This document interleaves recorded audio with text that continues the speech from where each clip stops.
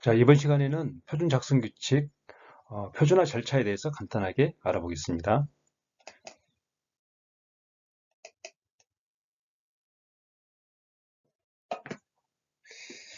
자, 이제 표준화 절차를 보면 먼저 표준화 추진위원회를 구성하고요. 그 다음에 표준 대상 분석하고 표준화 준비 작업, 그다음에 표준화 작업 이렇게 하는 순으로 이렇게 일반적으로 진행을 하면 됩니다. 이거 출처는 이제 KSA ISO IEC 가이드 50이라서 제가 이제 발췌한 내용이 되겠는데, 먼저 추진위원회를 구성하고요.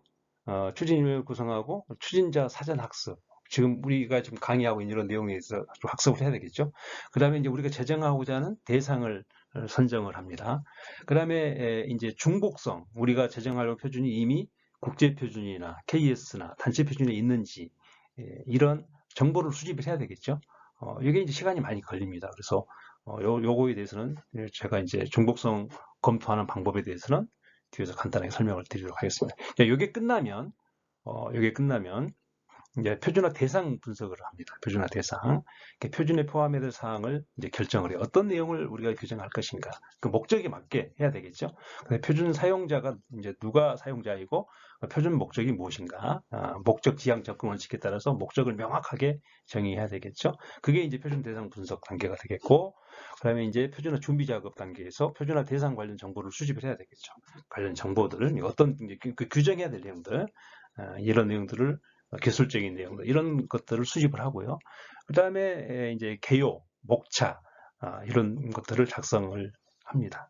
그리고 이제 이런 것들이 끝나면 표준화 작업을 하죠. 그래서 표준의 일관성 확보를 위해서 KS 000 표준의 서식과 작성 방법에 맞게 표준안을 작성하시면 되겠습니다. 그래서 여기서 이제 중요한 절차에서 제일 중요한 게 뭐냐면 중복성 검토와 일관성 검토가 매우 중요하다 이런 얘기예요.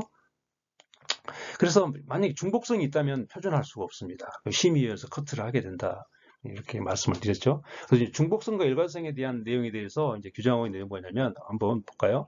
산업표준심의 운용서 직지 3조에 보게 되면 중복성이란 개정 또는 개정하려는 KS 중복성과 일관성이에요. 개정하려는 국가표준인 KS 한국산업표준이 이미 제정되어 있는 표준과 적용 범위, 제품의 종류 및 성능 등 기술적 내용이 같을 때 우리는 중복이 있다, 중복이 된다 이렇게 얘기를 해요.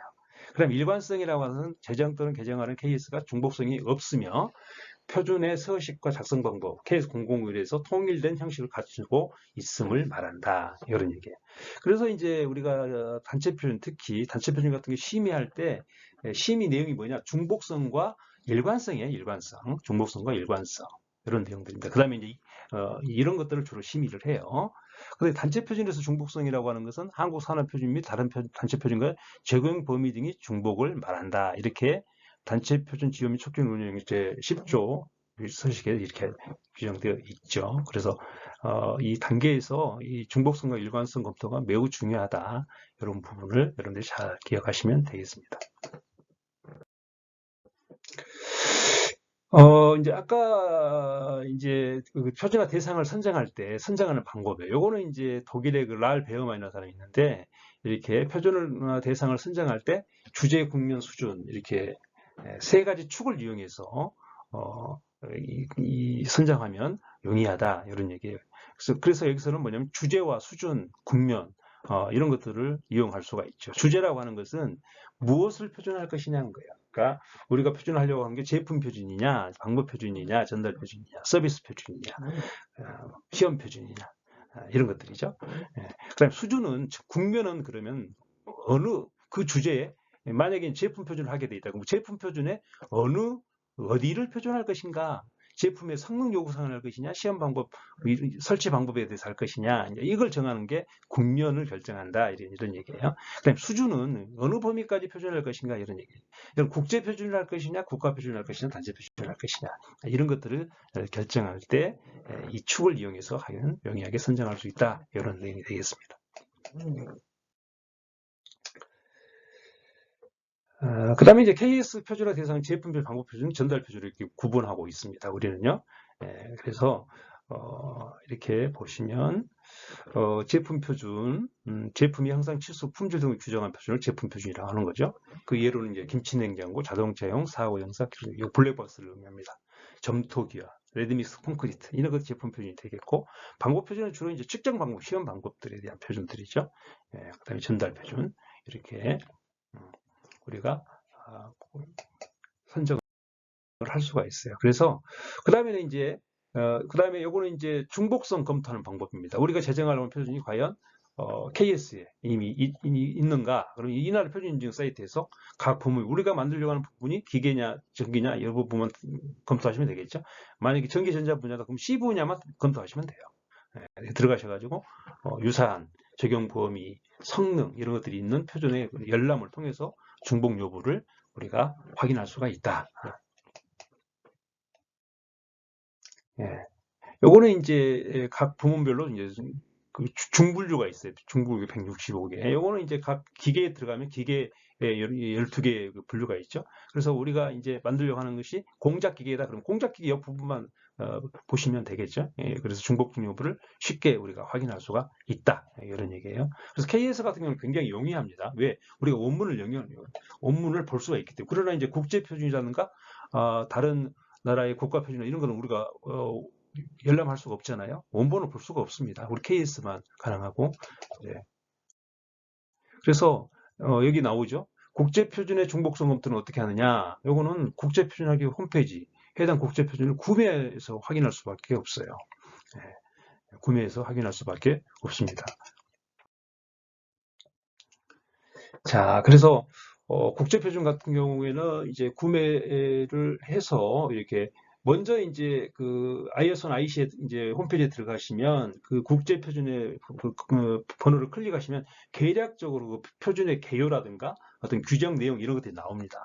그런 것을 보고 나서 우리가 규정하고자 하는 내용과 거의 다 유사하다 그러면은 세부적인 그 표준 원문을 한번 검토할 필요가 있잖아요. 그럴 경우에는 이제 구매를 하셔가지고 번역을 통해서 한번 검토를 하셔야 되겠죠. 중복 되는지 이런 것들 보셔야 된다 이런 얘기예요.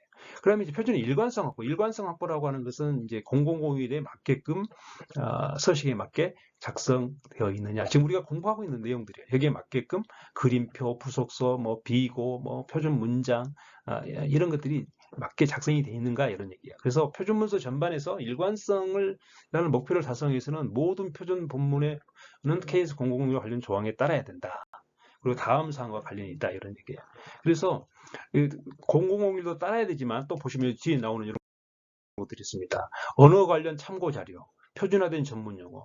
자, 여기에 규정된 이런 내용들을 따라야 된다는 거예요. 언어 관련 참고 자료, 그다음에 표준화된 전문 용어에 대해서 뭔가 해야 되겠다. 그럴 때는 요 ISI 가이드 이런 내용들, 그 용어를 사용하는데 표준에 대한 용어가 이미 국제표준 우리 KS로 있어요. 근데 여기에 있는 용어 정의되어 있는데 이것과 다르게 용어를 정의한다거나 그렇게 해서는 안 되겠죠. 그건 일관성이 안 되는 거예요. 일관성이 없는 거예요. 그러니까 여기에 맞게끔 용어도 여기에 있는 용어를 인용해서 써야 된다. 이런 얘기예요. 뭐 국제 전기 기술 용어라든가 이런 것들은 임의로 우리가 바꿔 쓰면 안 되겠죠. 여기에 맞게끔 같이 일관성을 유지해 줘야 된다는 거예요. 그러니까 표준마다 만약 용어가 다르다고 한다면 여러분들 얼마나 혼란스럽겠습니까? 그렇죠? 그런 걸 방지하기 위해서 일관성 확보를 위해서 표준을 작성할 때 굉장히 중요하다.